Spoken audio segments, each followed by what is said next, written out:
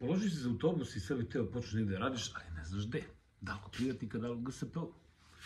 Koje su prednosti, koje su mane? Pa mogu reći, kod privatnika sam nešto kratko doživio na početku karijere.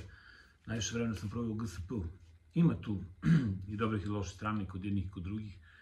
Ono što ja mogu da nabrojim, što ću neki potvrditi, a neki će možda reći da nije tako, ali ovo je samo lično moje mišljenje, a vi procenite šta vam više odgovara. Tačno je da kod privatnika možete mnogo više da zaradite. Znači, ja znam ljude koji primaju po 230.000 kod privatnika, dok ja u GSP-u primim 140. E sad, koja je tu razlika? Pa razlika je u tome što sam ja za 140.000 radio 186 sati, a on je za 230.000 radio 280 sati, otprilike, 250, nisam tačno, nije ja siguran. Otprilike privatnik vam plaća 900 dinara po satu, ajde, slagao sam, znači preterao sam stvar, ne slagao, ajde da kažemo 250 sati ste radili, znači to je 70 sati više nego ja, to je skoro za trećinu, da kažemo, otprilike ste radili više nego ja.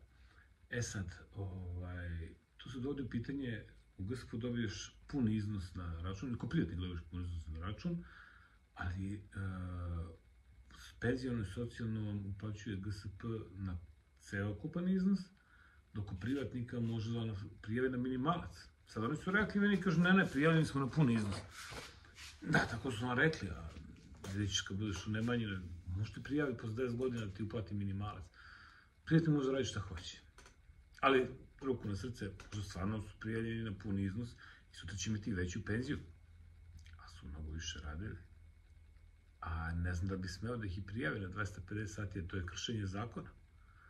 Kod privatnika možda radite i po 15-16 sati, 20 sati dnevno, da ne spavaš uopšte. Nema problem, će to sve plati.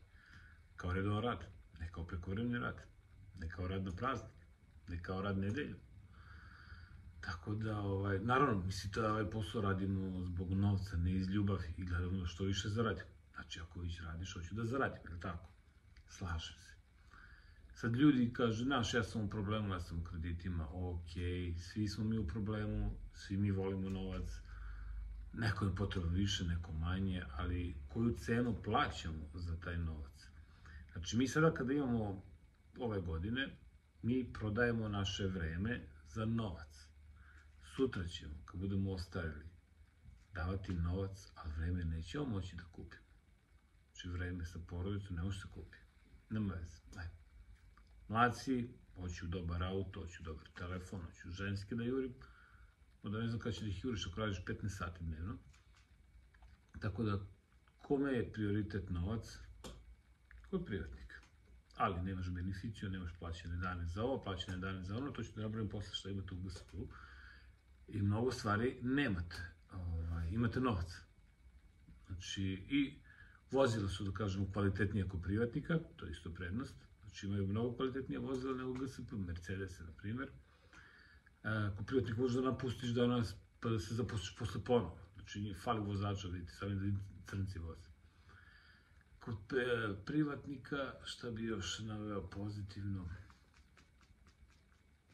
Pa ne, ajde pređemo na GSP. Znači, u GSP imate manju platu, ali zato imate beneficiju, jubilarnu na 10, 15, 20, 25, 30 godina, 35, 40. Nije mali iznos. U GSP imate, kada se rodi dete, dobijete novac. Kada vam premine otac, majka, ne Bože, neko drugi, najbliži, najuži rod, dobijete novac kao pomoć. U GSP imaš plaćene dane kada ti premine tast, tašta, otac, majka, bliski rod, dobiješ 5 plaćenih dana, na primjer za tasta, tašta mislim 2 ili 3, ne znam, napad moram proći u kolektivnom ugovoru, pa onda imaš za rođenje djeteta plaćene dane, za odlazak u vrtić, privikavanje plaćene dane, onda za preškolsko, za prvi razred, za krv, daj kod privatnika krv, pa uzmi 3 slobodna dana, plaćena dana, dan za slavu, rekreativni oporavak, to možda pišeš da ideš na more i da dobiješ plaćene dane, to ti je 7 dana radnih dana, bez subote, bez nedelje, onda 32 dana rad na godišnji odmor, kod privatnika 20 radnih dana godišnji odmor, GSP možeš bolovanje, uzmi kod privatnika bolovanje. Ako postaneš invalid rada, ne da Bože nešto ti se desi na poslu, neka teška povreda da više nisi u stanju da voziš, šećer, pritisak, srce, operisu si, gubiš kategorije. U GSP će ti nađu mesto, drugo radno mesto i neće te ostaviti na cedilu. Privatniku ne trebaš kao tahografista, ne trebaš mu kao neki raspoređivač, kontrolor ili ne znam šta. Pedalama to pa, možda radiš obezbeđenje, ali plata kao obezbeđenje. I to ako mu treba. Tako da, to u kratkim crtama, što bih rekao, da ne nabrajam, mislim, to sam ja zaboravio još neki, znaš, imate pravo na plaćene sate, dane, zameni smenu, ovo ti odradi, znači ima raznih kombinacija. Imao sam recimo slučaj gde mi je hitno trebalo da s posla da odem i zvao sam garažu i samo sam rekao, meni je potrebno, su rekao, dobro, dođi do tebe u garažu, ima rezerva, izađe, nastavimo se tebe, piči kući. A šta bi još naveo, da, kao privatnik, kada imaš kvar na vozilu, ne možeš ti da ga isključiš za garažu zbog tog kvara. Nego će ti on kaže, vozi, poslaću ti majstora, ili vozi, nije strašan kvar. I da, imaš 900 dinara po satu.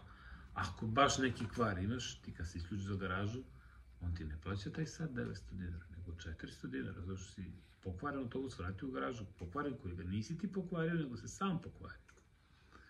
U GSP može presediš ceo dan u kvaru u garaži, imaš normalnu platu. Naprimer, viđali ste često, piše vrata ne radi, jedno krilo ne radi, podglavio je, zato što mu smo rekli, ne možeš zbog toga da isključiš autobus za garažu.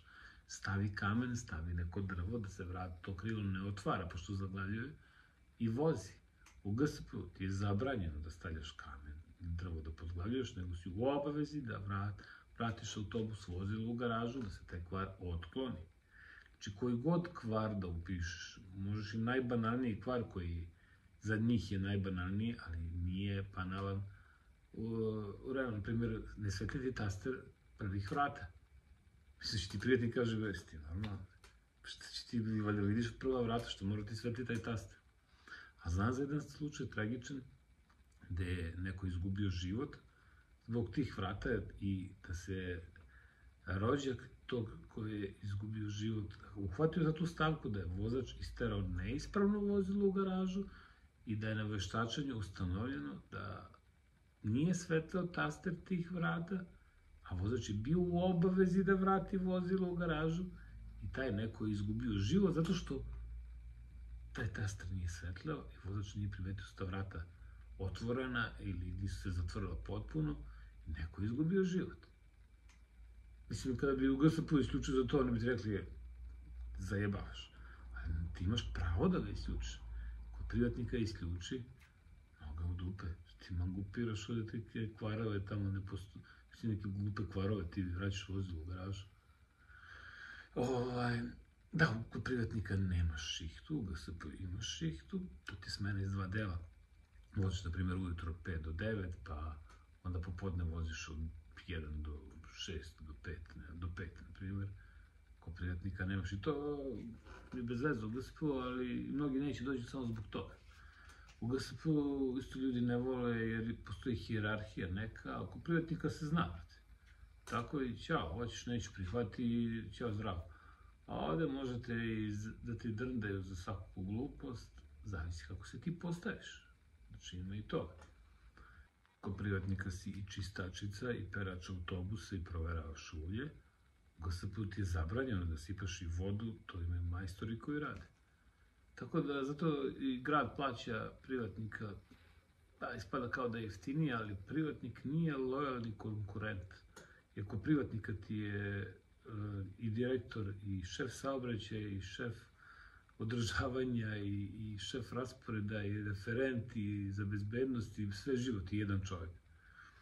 Dok u GSP-u ti imaš 30 ljudi koji radi taj posao, ali u neku ruku su i rasterećeni i neki poslovi treba da obavljaju više ljudi, a ne samo jedan, i zato kažu privatnik, GSP je gubitaš, zato što je on previše u administraciji, privatnik to nema. On ima sve vozače, jednog čovjeka koji vodi posao, i još možda 5 pomoćnika i to je to. Ali GSP je institucija, znači svako je zadužen za po nešto. Tako da ima prednosti, ima mane i to je već neka druga priča. Pričamo o vozačima koji su tek počeli da rade. U privatnim imate forsira, ajde, voziš sve krugove da napraviš, plaćeni su po kilometru. I u GSP su plaćeni po kilometru, ali te niko ne forsira da moraš nešto po svaku cenu. Hajde ću ti tere, bre, moraš. Tako da ne znam šta da vam kažem, to je neko moje gledište. Vi razmislite sami da je bolje. Ovde su vam veće pare, ovde su vam bolji uslovi, zaštićen si, osiguran si 24 sata.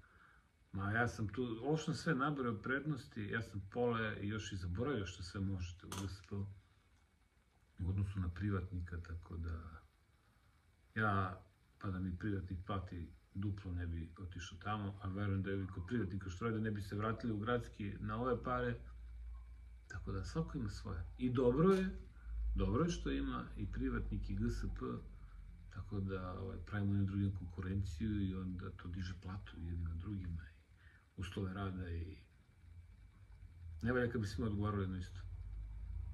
To je to.